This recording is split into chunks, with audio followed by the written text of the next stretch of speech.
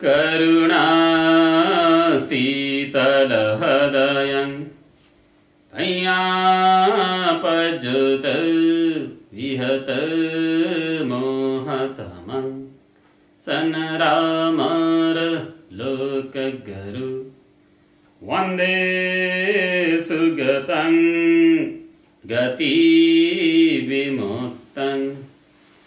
करुणाशीतलहृदयं भय्यापजुत विहत मोहतमं सनरामर लोकगुरु वन्दे सुगतं गतिविमुक्तं।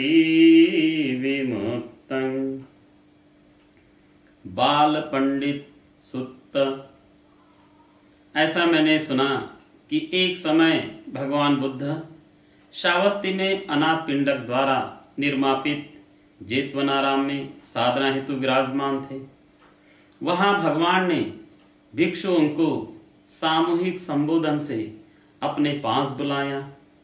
हाँ भंते कहकर भिक्षुजन उनके सम्मुख उपस्थित हुए। भगवान ने उनको ये उपदेश किया, भिक्षु बाल मूर्ख की ये तीन बातें अज्ञता बोध लक्षण चिन्ह या अवदान चरित्र बोधक होती है। कौन सी तीन? यहाँ भिक्षु वह अज्ञ निरंतर दुश्चिंताओं से घिरा रहता है, प्रतिक्षण अपशब्द बोलता है और बराबर दुष्कर्म करने में ही उसका ध्यान रहता है। क्योंकि भिक्षु वह अज्ञ इन बातों से घिरा होता है, इसलिए पंडित जन उसके विषय में इतना ही कहते हैं, यह बेचारा आदमी तो अज्ञ ही है। भिक्षु वह बाल मूर्ख जन्म भर तीन प्रकार के दुख दौर्मनस्य का अनुभव करता है। भिक्षु यदि वह अज्ञ सभा में, गली में या चौराहे पर बैठा हो तो लोग उसी के संबंध में, उसी के दुष्चरित्र की बातें करने लगते हैं। भिक्षु यदि वह बाल पाणातिपाता होता है, चोर व्यभिचारी एवं मिथ्याभाषी मद्यपायी होता है, तो भिक्षु उस मूर्ख को अपने मन में यह होने लगता है, ये लोग जिसके बारे में जिन दुर्गुणों की चर्चा कर रहे हैं वे मुझ में अवश्य हैं, मैं उनसे लिप्त हूं। भिक्षु यह उस अज्ञ का पहला जन्म भर का दुख दौर्मनस्य चिंता है। फिर भिक्षु वह अज्ञ राजाओं द्वारा अपराधी चोरों को पकड़वाकर नानाविध कष्ट पाते हुए देखता है। वह कोड़ों से पीटे जाते हैं, तलवार से उनका सिर भी काट दिया जाता है। उन्हें देखकर उस अज्ञ को मन में यह होता है, जैसे इन चोरों को इनके अपराध के कारण राजा लोग अनेक तरह से दंड दे रहे हैं, वे कोड़ों से भी पीटे जाते हैं, सिर भी काट दिया जाता है, तो राजा लोग मेरे विषय में जान जाए कि यह भी ऐसा ही अपराधी है, तो मुझे भी इसी तरह का दंड देंगे, मुझे कोड़े भी लगवाएंगे, मेरा सिर तलवार से कटवा देंगे। भिक्षु यह दंड उस अज्ञ के लिए जन्म भर का दुख दौर्मनस्य है। फिर भिक्षु वह बाल भले ही कुर्सी पर बैठा हो, मंच पर या पृथ्वी पर लेटा हो, प्रतिक्षण उसको अपने पूर्वकृत कायिक वाचिक मानसिक दुष्कर्म घेरे रहते हैं, मस्तिष्क पर चढ़े रहते हैं। जैसे भिक्षु किसी बड़े पर्वत शिखर की छाया सायंकाल पृथ्वी पर पड़े, जो जो सूर्य अस्त की ओर जाए तो पृथ्वी पर बढ़ती रहे, उसी तरह अज्ञ चाहे पीठासीन हो, चाहे मंचासीन हो, चाहे जमीन पर क्यों न लेटा हो, उसे उसके पूर्वकृत कायिक वाचिक मानसिक दुष्कृत घेरे रहते हैं, उसे स्मरण आते रहते हैं। उस समय उस अज्ञ को यह विचार होता है, मैंने कभी सत्कर्म नहीं किया, कुशल धर्म नहीं किया, उल्टे मैं तो जीवन भर दुष्कर्म ही करता रह गया, जिनसे मेरी सामाजिक स्थिति भी सम्मानास्पद नहीं रह गई, अर्थात मेरी लज्जा भी ढकी नहीं रह सकी। पाप ही पाप किया, दूसरों को लूटा खसोटा या मारा पीटा। अब तो मेरी इस देहपात के बाद वही गति होगी जो सुकृत न करने वालों की, कुशल कर्म न करने वालों की, पाप भय न मानकर कुकर्म करने वालों की, पापियों की या चोर लुटेरों की हुआ करती है। यो सोच सोच कर वह दुखी होता है, रोता है, कलपता है, छाती पीटता है, चिल्लाता है, मूर्छित होता है। यो भिक्षु वह अज्ञ जीवन पर्यंत इस तीसरे दुख दौर्मन से घिरा रहता है। पतनशील बाल भिक्षु वह अज्ञ काय से, वाणी से, मन से दुष्कर्म करके इस देहपात के बाद दुर्गति में नीच योनि में गिरता है। उसके इस पतन पर यदि कोई ठीक से कहना चाहे तो यही कहेगा, उसका पतन सर्वाशत अनिष्टकारक, सर्वाशत अमनोहर एवं सर्वशत अप्रिय है। भिक्षु यहाँ तक कि इस अज्ञ के ऐसे हीन पतन की उपमा देना भी सरल नहीं है। भगवान द्वारा ऐसा कहे जाने पर किसी भिक्षु ने पूछा, क्या भंते, इसकी कोई उपमा नहीं दी जा सकती? हाँ भिक्षु, प्रयास करने पर दी तो जा सकती है। जैसे भिक्षु जनता किसी अपराधी चोर को पकड़कर राजा के सामने ले जाए और निवेदन करे, देव यह मनुष्य चोर है, अपराधी है, अतः आप इसे जैसे चाहे वैसे दंड दे। तब राजा अपने दंडाधिकारी को आज्ञा दे, इस अपराधी चोर को प्रातःकाल 100 कोड़े लगाओ। उसे यथा समय 100 कोड़े लगाए जाएं। फिर वह राजा दोपहर को उस चोर के बारे में पूछे, उस चोर की शारीरिक दशा कैसी होगी? दंडाधिकारी कहे, राजन अभी तो वह जीवित है। तब राजा पुनः आज्ञा दे, उसे दोपहर को भी 100 कोड़े लगाए जाएं और उसे दोपहर को भी 100 कोड़े लगाए जाएं। फिर सायंकाल भी राजा पुनः उस चोर के विषय में पूछे, उसकी दशा कैसी है? दंडाधिकारी कहे, देव अभी भी वह जीवित है। तब राजा पुनः आज्ञा दे कि उसे सायंकाल भी 100 कोड़े से पीटा जाए। तब राजपुरुष सायंकाल भी उसे 100 कोड़ों से पीटे। तो क्या मानते हो भिक्षु, उस चोर को 300 कोड़ों से पीटे जाने पर कोई वेदना नहीं हुई होगी? भंते, एक ही कोड़ा लगने पर मनुष्य को प्राणहार पीड़ा होने लगती है, फिर 300 कोड़ों की मार से होने वाली वेदना, दुख, दौर्मनस्य का तो कहना ही क्या। तब भगवान ने हाथ से पकड़ने योग्य एक छोटा सा पत्थर का टुकड़ा उठाकर भिक्षुओं से पूछा, क्या मानते हो भिक्षु, इन दोनों पत्थरों में कौन बड़ा है? यह मेरे हाथ का पत्थर या पर्वतराज हिमालय? भंते, आपके हाथ का पत्थर तो बहुत छोटा है, पर्वतराज हिमालय के सामने इसकी क्या गिनती। वह तो उसके कला भाग के समान भी नहीं है, यह उसकी कहीं से भी समानता नहीं कर सकता, उसके सामने रखने योग्य भी नहीं है।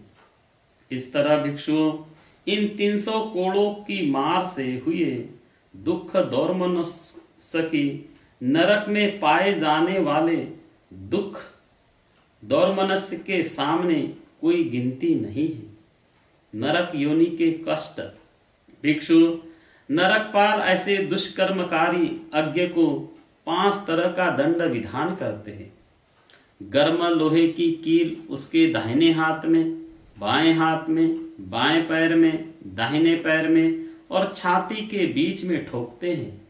वह उससे दुखमय, तीव्र, कठोर, असह्य वेदनाओं अनुभव करता है, परंतु फिर भी वह उस वेदना से तब तक नहीं मरता जब तक उसके पाप कर्म का अंत न हो जाए। तब भिक्षु ये नरकपाल उस अज्ञ को बैठाकर कुल्हाड़ियों से काटते हैं।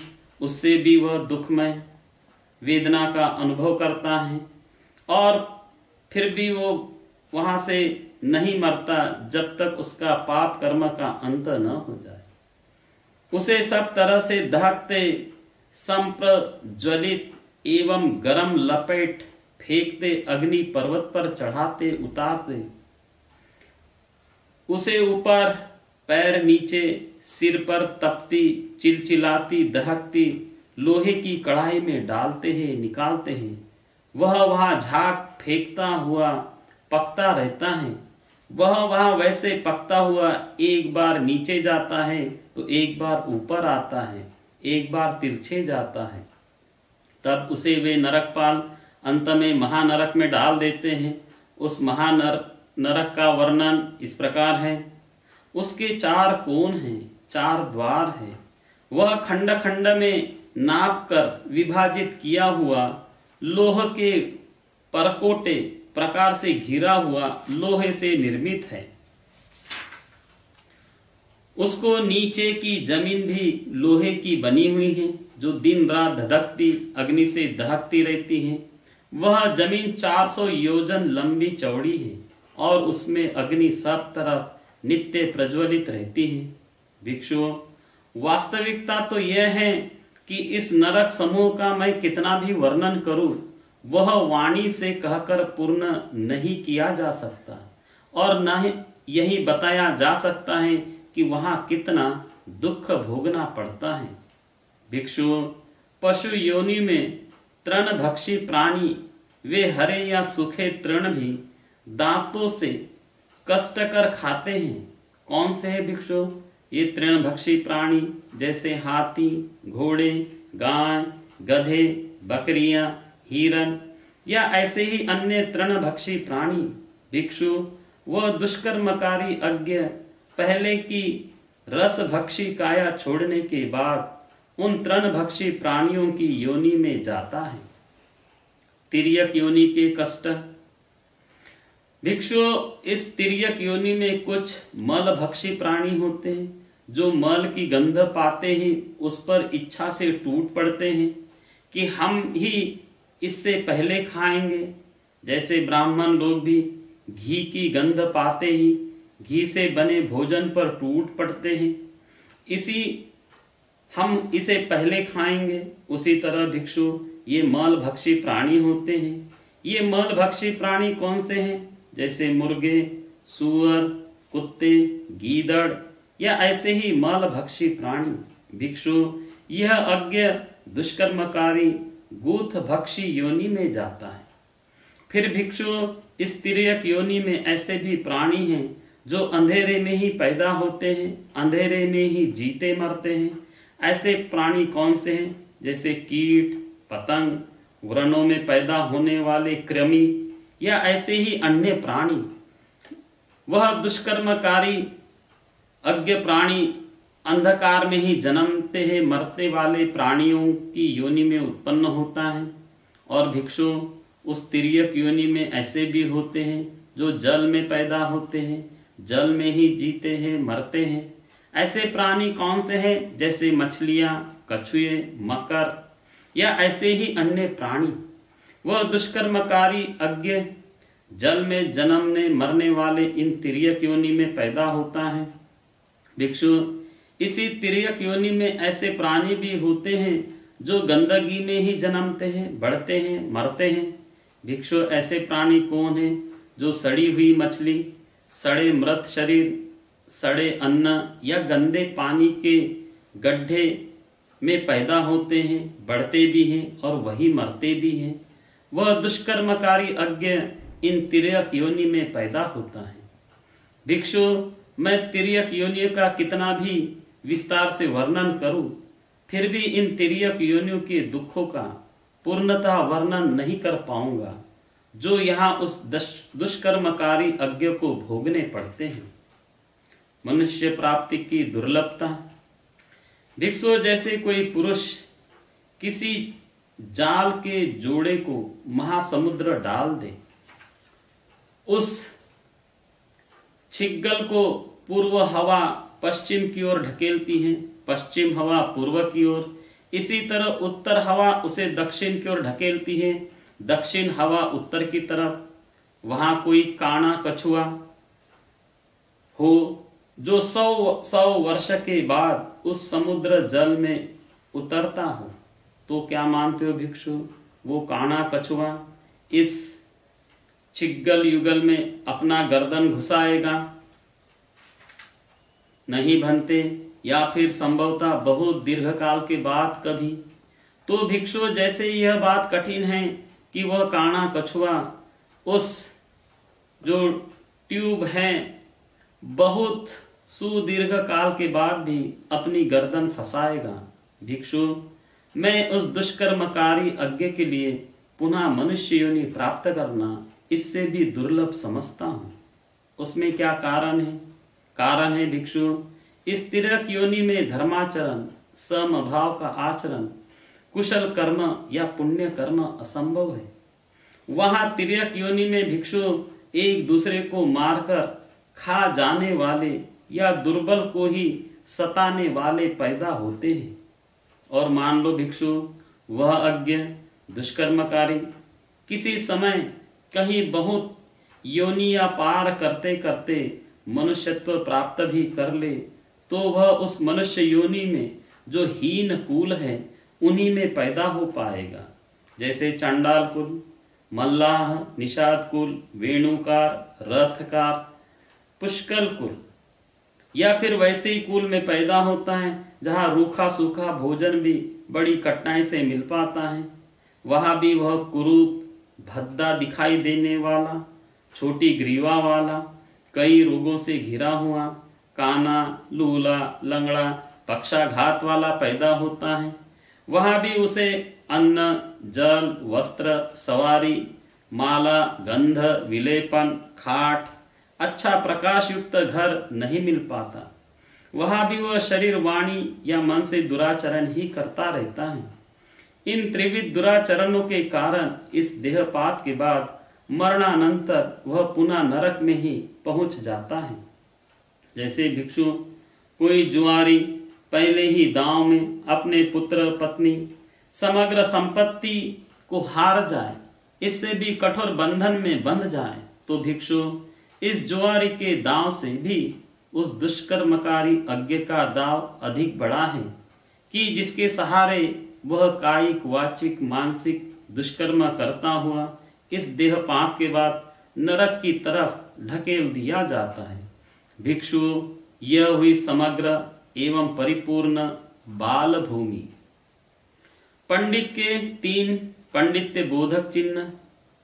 भिक्षु पंडित के 3 पांडित्य के 3 चिन्ह, लक्षण एवं चारित्र बोधक अवदान होते हैं। कौन से 3? यहाँ भिक्षु कोई पुरुष पंडित अच्छी बातों का चिंतन करने वाला, अच्छी वाणी बोलने वाला, सत्कर्म करने वाला होता है। भिक्षु यदि पुरुष अच्छी बातों का चिंतन करने वाला, अच्छी वाणी बोलने वाला, सत्कर्मकारी न होता, तो कैसे कोई साधारण अपरिचित जन भी इसके बारे में यह जान पाता कि यह पंडित सत्पुरुष है? क्योंकि भिक्षु यह सुचिंतित तभी लोग कहते हैं कि यह पंडित सत्पुरुष हैं। भिक्षु यह पंडित सत्पुरुष जीवन भर ऐसे त्रिविध सुख सौमनस्य प्राप्त करता रहता है।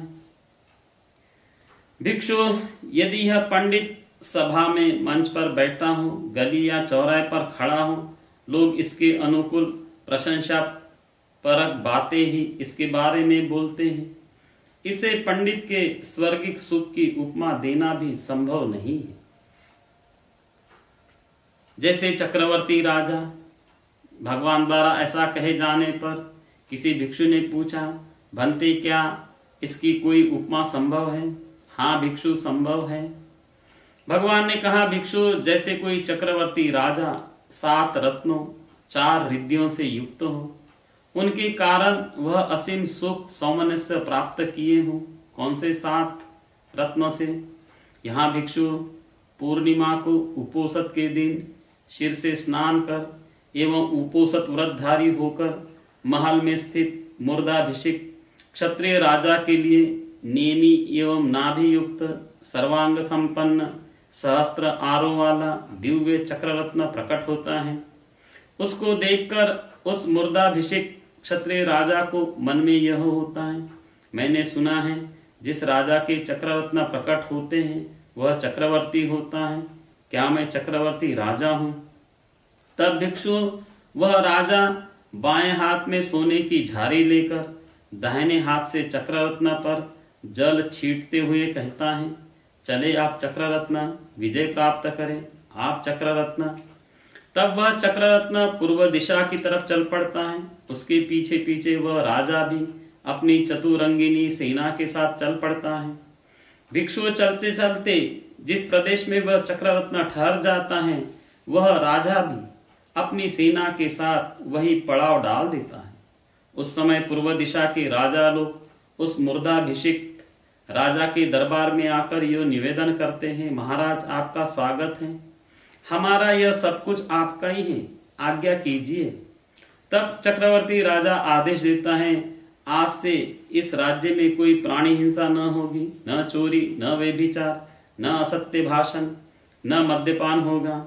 आप लोग ही विधानुसार पूर्ववत अपने राज्य का संचालन करते रहें। इस तरह भिक्षु पूर्व दिशा के सभी विरोधी राजा उस चक्रवर्ती राजा के अनुगामी हो जाते हैं।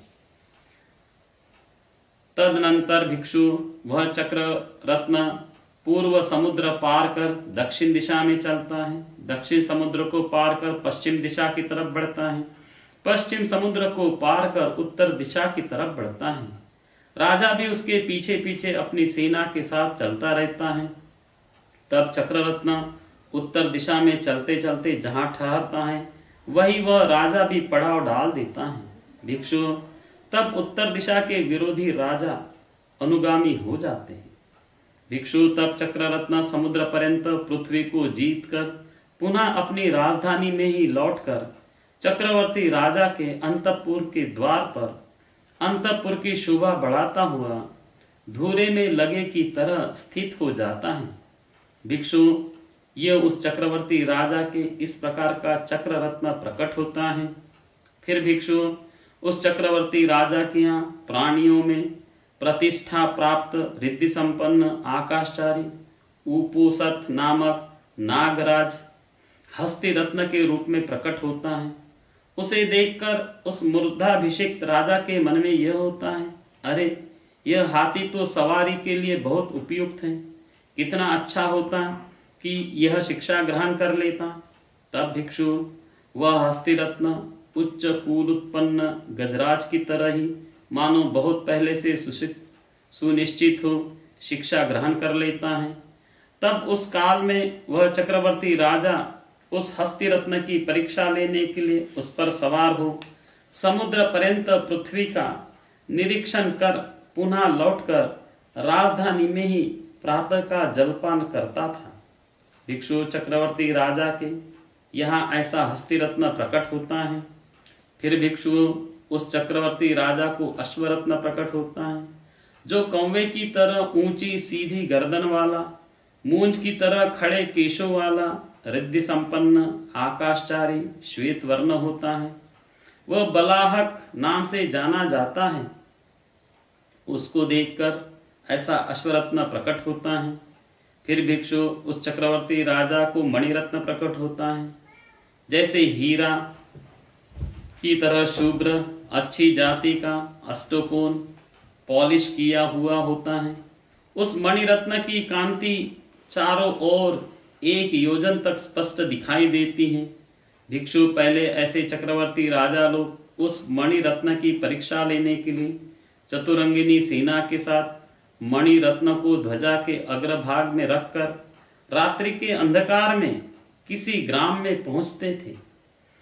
उसी ग्राम के ही नहीं अपितु उस ग्राम के चारों तरफ के ग्राम होते थे, उनके लोग भी मणिरत्न के प्रकाश को सूर्य का प्रकाश समझकर अपने दैनिक कार्य में लग जाते थे। भिक्षु उस राजा चक्रवर्ती को ऐसा मणिरत्न प्रकट होता है। फिर भिक्षु उस चक्रवर्ती राजा को स्त्री रत्न प्रकट होता है। वह स्त्री अभिरूप, दर्शनीय, मनमोहक, अत्यंत सुंदर, वर्ण से संपन्न, न अधिक लंबी, न अधिक छोटी, न अधिक पतली, न अधिक मोटी, न अधिक श्याम, न अधिक बहुत श्वेत, फिर भी साधारण मनुष्य से बहुत अच्छे वर्ण वाली, देवताओं के वर्ण से कुछ ही कम होती थी। उसके शरीर को छूकर लगता था मानो रुई या कपास का स्पर्श किया जा रहा हो। उस स्त्री रत्न के शरीर से अंग प्रत्यंग शीत ऋतु में गर्म होते हैं और ग्रीष्म ऋतु में ठंडे होते हैं। उस स्त्री के शरीर से चंदन की और मुख से कमल की गंध आती है। वह स्त्री राजा के सोकर उठने से पहले उठ जाती है, बाद में सोती है। बराबर अब क्या करना है, इस तरह पूछने वाली, प्रिय भाषिनी एवं प्रिय आचरण करने वाली होती है। वह स्त्री रत्न राजा की किसी बात को मन से भी नहीं टालती, शरीर से टालने की तो बात ही कहाँ। भिक्षु, उस चक्रवर्ती राजा को ऐसा स्त्री रत्न प्रकट होता है। फिर भिक्षु, गहपति रत्न प्रकट होता है। पूर्व कर्म के विपाक से उसे दिव्य चक्षु मिला रहता है, जिससे वह स्वामित्व संपन्न या अस्वामित्व संपन्न भूमिस्थ खजानों को देख पाता है। वह उस समय पर उस राजा के पास आकर कहता रहता है, देव आप निश्चिंत रहिए, आपके लिए धन की आवश्यकताओं की पूर्ति मैं करूंगा। भिक्षु, पहले समय में ऐसा कोई राजा अपने गहपति रत्न की वास्तविकता के परीक्षण हेतु नाव पर चढ़कर गंगा नदी के मध्य में जाकर अपने गहपति रत्न से बोला, गहपति मुझे यही सुवर्ण की आवश्यकता है। गहपति तो महाराज नाव से इस पार या उस पार चले। राजा ने कहा, नहीं, मुझे तो यह सुवर्ण यही चाहिए। तब भिक्षु उस गहपति रत्न ने दोनों हाथों से नदी का जल छूकर हिरण्य सुवर्ण से भरा कलश जल से निकालकर राजा को देते हुए कहा, इतना ही चाहिए महाराज या कुछ और अधिक? इतने से ही अपना कार्य चल गया। राजा चक्रवर्ती ने उत्तर दिया, बस गहपति, इतने से ही मेरा कार्य पूर्ण हो गया। भिक्षु, ऐसे गहपति रत्न प्रकट होता है। भिक्षु, उस राजा के लिए एक मार्गदर्शक रत्न प्रकट होता है, परिनायक, जो कि समझदार, चतुर, मेधावी उस राजा को प्राप्तव्य की प्राप्ति कराने में, हेय को दूर त्याग कराने में या रखने योग्य को रखवाने में समर्थ होता है। वह समय समय पर राजा के पास आकर कहता रहता है, देव आप निश्चिंत रहिए, इस समस्या का समाधान मैं करूंगा। भिक्षु, उस चक्रवर्ती को ऐसा परिनायक रत्न प्रकट होता है। भिक्षु, वो चक्रवर्ती राजा इन 7 रत्नों से समन्वित होता है। किन 4 रिद्धियों से राजा संपन्न होता है? भिक्षु, वो चक्रवर्ती राजा सर्वथा सुंदर, दर्शनीय, मनमोहक एवं अन्य साधारण मनुष्यों की अपेक्षा परम सौंदर्य से युक्त होता है। ये वह प्रथम रिद्धि से संपन्न होता है। फिर भिक्षु, वह राजा अन्य मनुष्यों की अपेक्षा दीर्घायु एवं संसार में चिरकाल तक रहता है। भिक्षु, वह राजा का द्वितीय रिद्धि से संपन्न होता है। फिर भिक्षु, वह राजा अन्यों की अपेक्षा निरोग रहता है, अन्यों की अपेक्षा अधिक समपाचक अग्नि एवं न अधिक शीत न अधिक उष्ण पाचन शक्ति वाला होता है, यह तृतीय रिद्धि वाला होता है।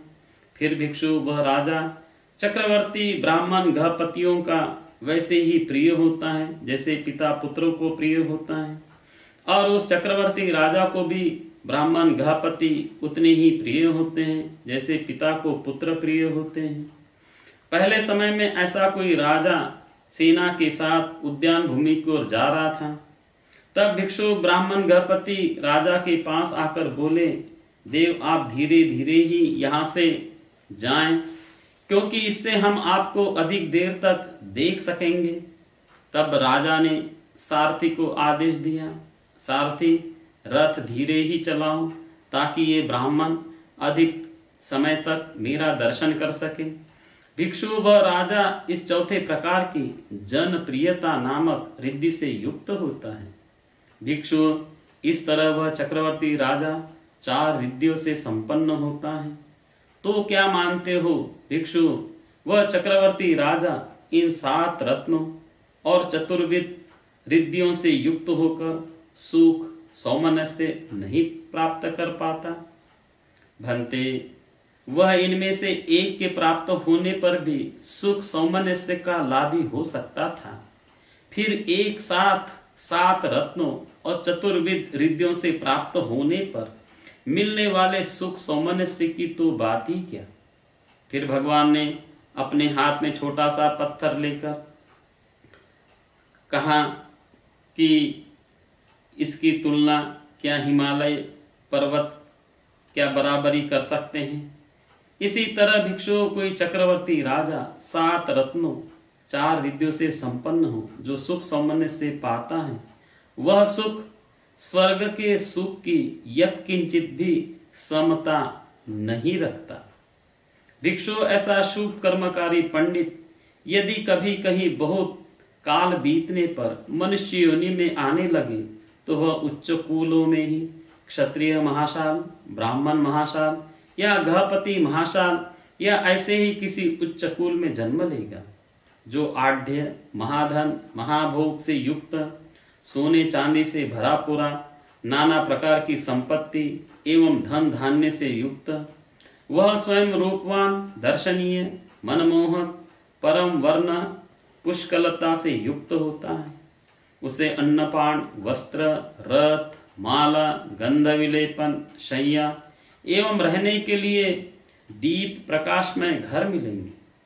वह काया वाणी मन से सत्कर्म ही करेगा और देहपात के बाद मरणानंतर सुगति में स्वर्ग लोक को प्राप्त करेगा। जैसे भिक्षु कोई भाग्यशाली जुआरी पहले ही दांव पर महान धनराशि पा जाए तो भिक्षु जुआरी का यह दाव तो उस चक्रवर्ती राजा के सामने बहुत स्वल्प मात्र है। उससे कहीं बड़ा दाव तो वह है कि पंडित मनुष्य योनि पाकर इस काया से, वाणी से, मन से सत्कर्म करता हुआ देहपात के बाद मरणानंतर सुगतिमय स्वर्ग लोक में उत्पन्न हो। भिक्षु यह हुई एकांततः परिपूर्ण पंडित भूमि। भगवान ने यह कहा। आप्तमना भिक्षु ने भगवान के भाषण का अभिनंदन किया। चिरं तिष्ठतु बुद्ध शासनं, चिरं तिष्ठतु बुद्ध शासनं, चिरं तिष्ठतु बुद्ध शासनं। साधु साधु साधु।